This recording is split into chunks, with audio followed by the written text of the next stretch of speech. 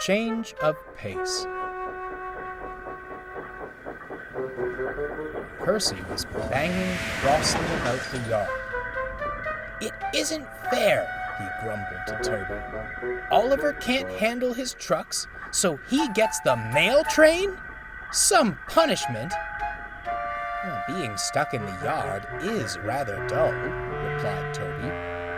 "Look who you're talking to," snorted Percy. "Besides, useful engines do the work they're given without fuss. I've been pulling coal trucks so long, I can't remember doing anything else. But I'm not complaining, am I?" "Certainly not," chuckled Toby sarcastically.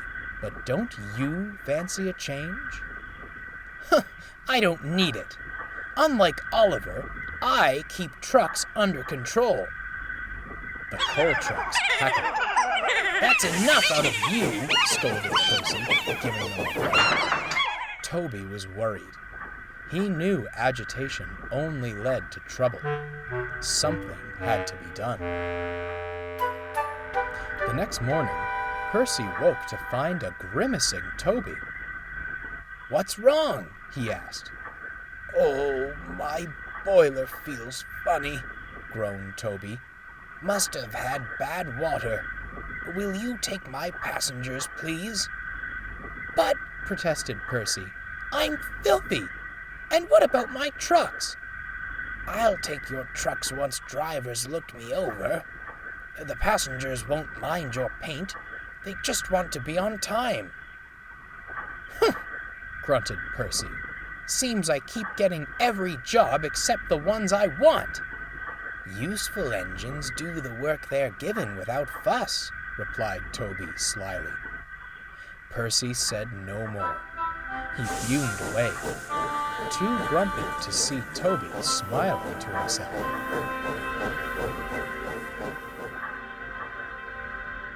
Henrietta greeted him warmly. "We've got milk for the junction this morning," she smiled. "You mustn't forget Maurice." "Not more trucks," Percy groaned. "Fear not," chuckled Henrietta. "You won't hear a peep from this one." Percy couldn't stay cross for long.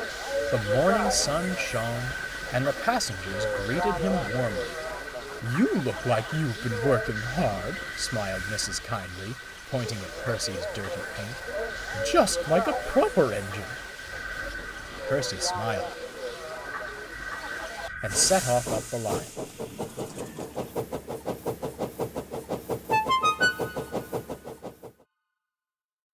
With each wheel turn, he felt much happier. But Maurice, the milk taker, began to grumble. "Oi, Henrietta, who's this dirty little runt?" he growled. "Toby and Daisy at least have the decency to look nice before taking me out." "That dirty little runt," replied Henrietta sternly, "is the only reason you're not sitting in the yard while your milk turns sour. No more complaints, or the lorries will do your work instead." Maurice subsided at once. Percy had to laugh. They reached the junction in good time, and the passengers were pleased. Percy was soon on his way back up the branch line. They were going well when... "What's that?" asked Henrietta. A figure was waving by the line sign. Percy lit up when he recognized who it was. "It's Tom Tipper!" he beamed. Tom smiled gratefully as Percy drew to a halt. "I'm glad to see you, Percy. Not leaving the mail behind to be a passenger engine, are you?" "Certainly not, Mr. Tipper. I've just been working other jobs around the yard." "Glad to hear it. That Oliver's no replacement for you." "He isn't?" asked Percy. "Silly engine took a detour last night," grumbled Tom. "I've been rushing round the island delivering his late mail, and now me poor van's knackered. Could you take me to the station for help?" "We'll have you there in a jiff," Percy grinned.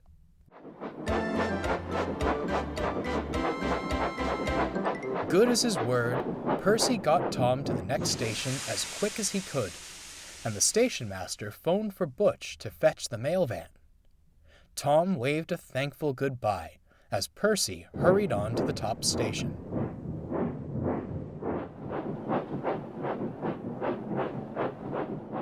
Percy returned to the sheds that night feeling much better. Toby was waiting. "Are you all right?" asked Percy. "Right as rain," smiled Toby. "The problem fixed itself not long after you left, if you can believe it." "You didn't!" "Shh!" hushed Toby with a wink. "Here comes the Fat Controller." "Well, Percy," smiled Sir Topham Hatt, "I've heard all about your day from the passengers and Mr. Tipper. I'm very proud of you. You're an adaptable engine." Percy blushed. "I know you're tired of trucks," continued Sir Topham Hatt, "and after Oliver's mishap, you both need cheering up. Before resuming your mail runs, you will both go to the harbor tomorrow for a special job." "Oh, sir! Thank you, sir! What is it, sir?" "You'll see," chuckled Sir Topham Hatt, as he turned and headed back to his car. "What did I tell you?" said Toby smugly. "A change of pace can be a good thing." After the day he'd had, Percy was inclined to agree.